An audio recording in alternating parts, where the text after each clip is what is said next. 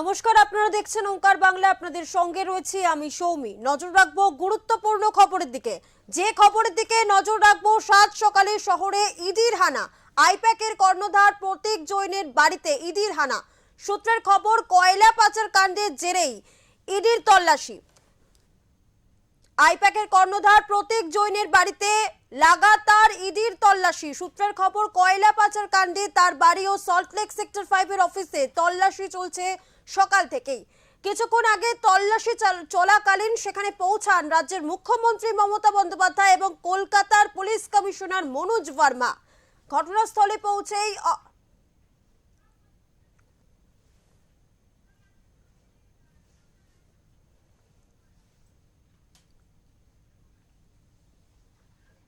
এই মুহূর্তে আমাদের সঙ্গে টেলিফোন লাইনে রয়েছে আমাদের প্রতিনিধি সঞ্জয় রায়চৌধুরী।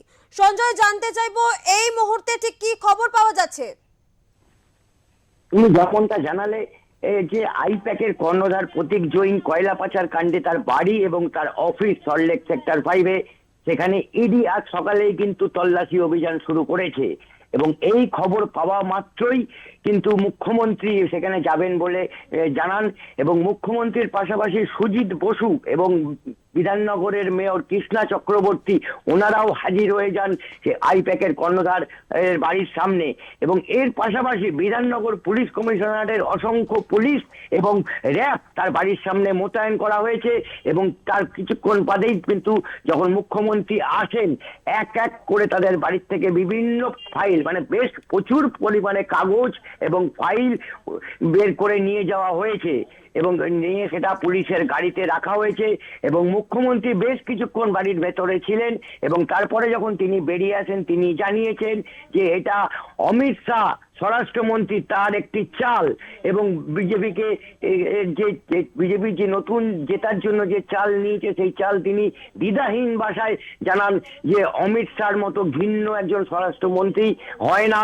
এবং এর পাশাপাশি তিনি বলেছেন যে প্রতীক জৈন হচ্ছে তার দলের সম্পদ এবং দলের প্রধান উপদেষ্টা। এর ফলে ওনার কাছে রয়েছেন যে বিধানসভা নির্বাচনে যে প্রার্থী 294 জন প্রার্থী, সেই প্রার্থীর তালিকা, এছাড়াও দলের বিভিন্ন ধরনের কাগজপত্র তার বাড়িতে রয়েছে এবং সেই কাগজপত্র কিন্তু অমিত শাহ ইডিকে দিয়ে হস্তগত করার চেষ্টা করছেন এবং এই ধরনের অভিযোগ কিন্তু সরাসরি মুখ্যমন্ত্রী করেছেন। এর পাশাপাশি তোমাকে বলে রাখি যে কাগজপত্র ডাই করে রাখা হয়েছে সল্টলেকের যে সমস্ত পুলিশের গাড়ি রয়েছে। এর পাশাপাশি যে র্যাব মোতায়েন করা হয়েছে, বিষয়টি তোমাকে বলছি যে র্যাব মোতায়েন করা হয়েছে যাতে অন্য কোনো রাজনৈতিক দল বা কোনো কারণে যদি ইডি যদি তার কেন্দ্রীয় বাহিনী যদি নিয়ে আসে সেখানেও যদি তাদের বাধাদান করা হতে পারে। এবং এর পাশাপাশি যে বাড়িতে যে নিশ্চিত নিরাপত্তার ব্যবস্থা সেটাকেও আরো আঁটাশোটা করার উদ্দেশ্যে কিন্তু সেখানে র্যাব এবং বিধাননগর পুলিশ মোতায়েন করা হয়েছে এবং মুখ্যমন্ত্রী কিন্তু ইতিমধ্যে তার বাড়ি থেকে ছেড়ে চলে বেরিয়ে গিয়েছেন এবং কাগজপত্র যেগুলো ইডির বাড়ি প্রতীক জৈনের বাড়ির থেকে যেগুলো নিয়ে আসা হয়েছে সেই কাগজপত্রগুলোও কিন্তু নিয়ে যাওয়া হয়েছে। এর পাশাপাশি আরেকটা বিষয় ভাবাচ্ছে, সেটা হলো যে ইডি এই তদন্ত চলাকালীন দেখেছি অতীতে কাউকেই ঢুকতে দেওয়া হয়নি এবং তৃণমূলের একাধিক নেতা যখন ইডি তল্লাশিতে মধ্যে পড়েছিলেন এবং সেখানে কাউকেই যেমন ঢুকতে দেওয়া হয়নি, আজ কি করে সেখানে মুখ্যমন্ত্রী ঢুকতে পারলেন এবং কি করে বিভিন্ন কাগজপত্র তারা নিয়ে যেতে পারলেন, এই নিয়ে একটা বিশাল প্রশ্ন উঠতে শুরু করেছে রাজনৈতিক মহলে। এবং ইডি যেটা করে থাকে সম্ভবত যে সমস্ত তুমি আমাদের সঙ্গে থাকো সঞ্জয়, তুমি আমাদের সঙ্গে থাকো সঞ্জয়, পরবর্তীতে আবার তোমার কাছে আসবো। এই বিষয়ে মুখ্যমন্ত্রী মমতা বন্দ্যোপাধ্যায় ঠিক কি বলেছেন শুনবো। To collect all of our party hard disk, the candidate list, the party strategy, the party plan. Is it the duty of the ED and Amit Shah, the nasty home minister, the naughty home minister, who cannot protect the country, and is taking away all my party documents? If I get the BJP party office, what will be? What will be the result? They didn't have any guards. One side the SIR case, They are deleting all the names of the Bengal people. More than 2 crore people. 1.5 crore people are being called. 54 lakhs are being deleted without any asking their details. They are using WhatsApp only. And because of election, they are collecting all my information of my party. देखो मैंने सब लेके आया. Because I rang up Pratik. Because he is the in charge of my party. So my hard disk. See. Phone. Hard disk. All they are collecting and they are already attacked my IT office also in Sector 5. I am going there also.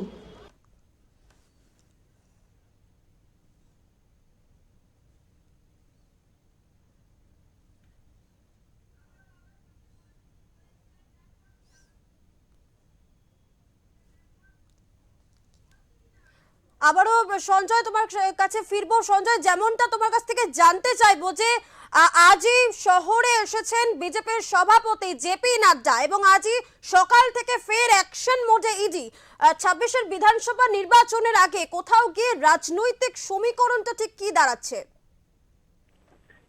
দেখো, একদিকে বিজেপির পর এই রাজ্য দখল করতে অন্যান্য রাজ্য যেমন বিজেপির দখলে এসছে, ঠিক তেমনই কিন্তু পশ্চিমবঙ্গ দখল করতে কিন্তু বিজেপি তৎপর।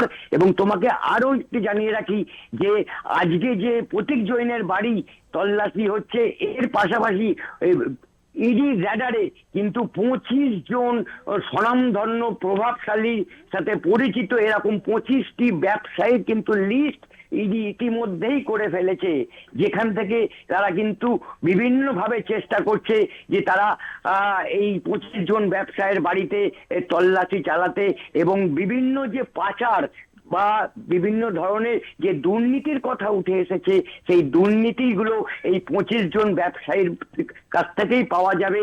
এই রকম 25 জন প্রভাবশালীদের সাথে পরিচিত ঘনিষ্ঠ ব্যবসায়ীর বাড়ি, তার মধ্যে হচ্ছে অন্যতম আজকে এই প্রতীক জৈনের বাড়ি।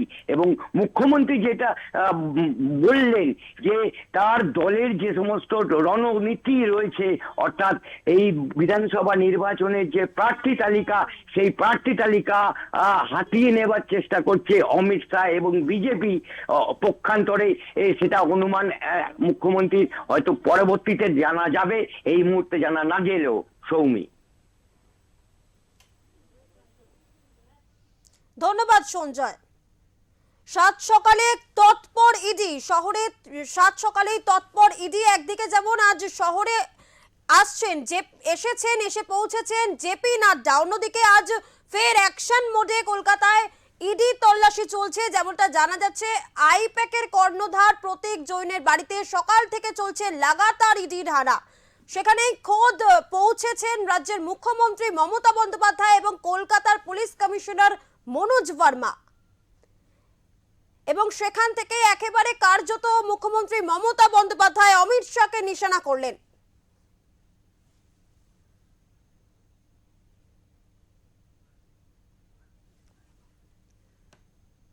তিনি প্রশ্ন করেন, এটা কি ইডির কাজ নাকি ভোটের আগে রণকৌশল এবং সব নথি বাজেয়াপ্ত করে ভোটে তৃণমূলকে নাস্তানাবুদ করার চক্রান্ত? এমনটাই তোপ দাগলেন মমতা বন্দ্যোপাধ্যায়।